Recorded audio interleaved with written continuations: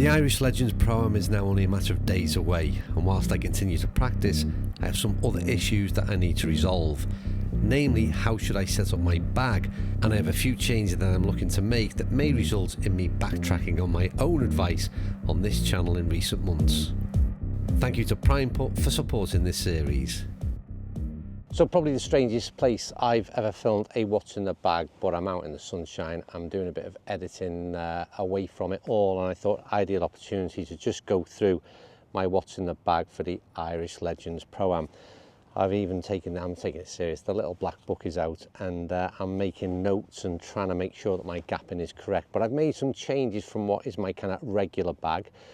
Some changes in there, by my own admission, have been something that I've learned over these past few weeks, particularly down the short end of the bag, and even suggestions that I've made in previous videos I might have to retract and take back because yeah, I'm adding some clubs into the bag which I suggested should be left out. I'm always the first to admit my mistakes, and there could be some in this video. But there's also been a great deal of learning, and that being at the top end of the bag. The driver is sort of back in at the moment, and that's because I've been hitting it so well. And I say back in because I've had the kind of mini driver for quite some time.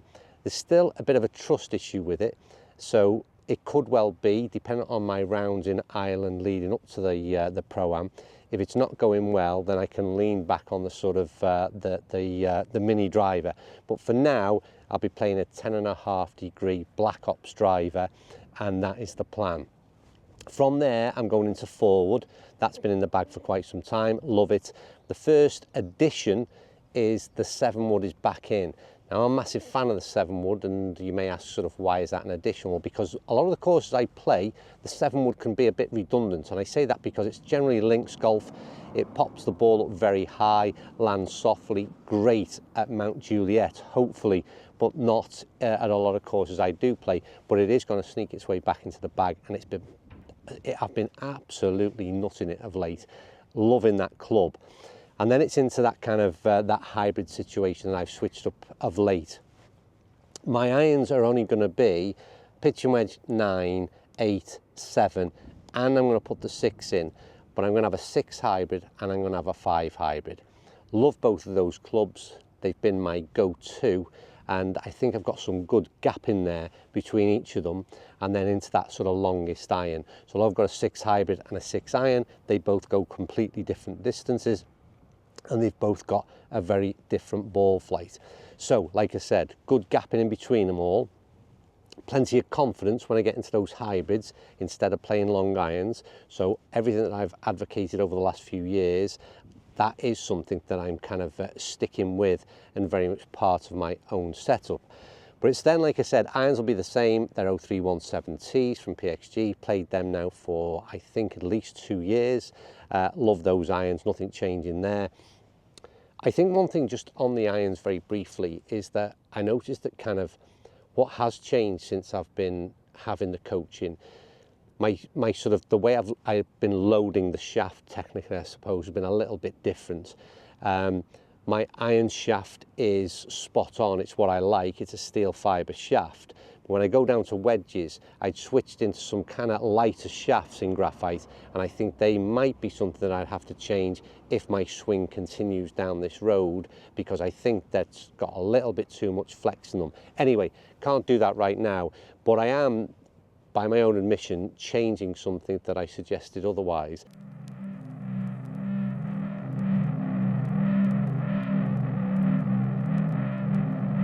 PrimePut make the very best putting mats that are the closest to reality in a surface that resembles tour grade turf. This is as realistic as it gets, and with speeds that measure between 9 and 11 on the stimp, you can be assured that your putting practice can make a huge difference when stepping out onto the golf course and into reality. This is practice that really will help lower your scores.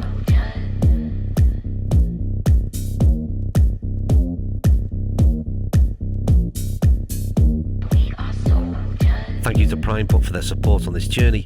Please find out more on the link in the description. And that's, I'm going to play 3 wedges. You'll know if you watch the channel for a long time, I've suggested that that's too many, overcomplicates things.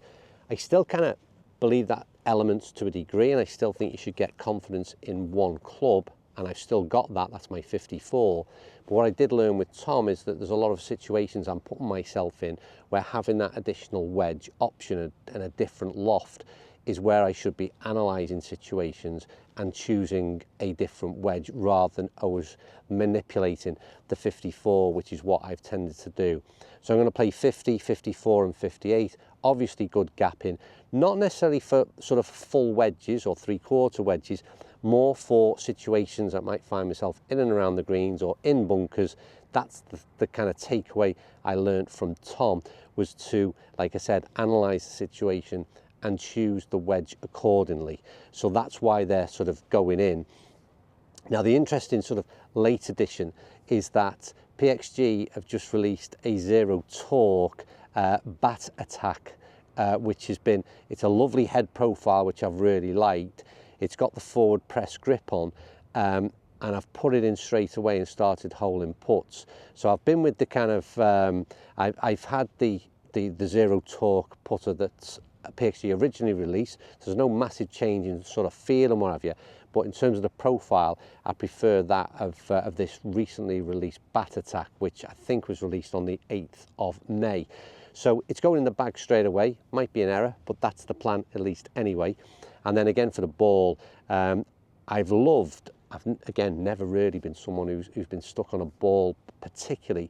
Because of what I do with PXG, I've been using their tour ball, and I think it's really, really responsive for me. So again, I only find that difference in and around the greens, and I've tried to just make sure I play the same ball all the time. And again, I think that's quite a kind of consistent message, is whatever ball you do play, try and play the same one every time, so you're getting the same results. That's the ball will be in play.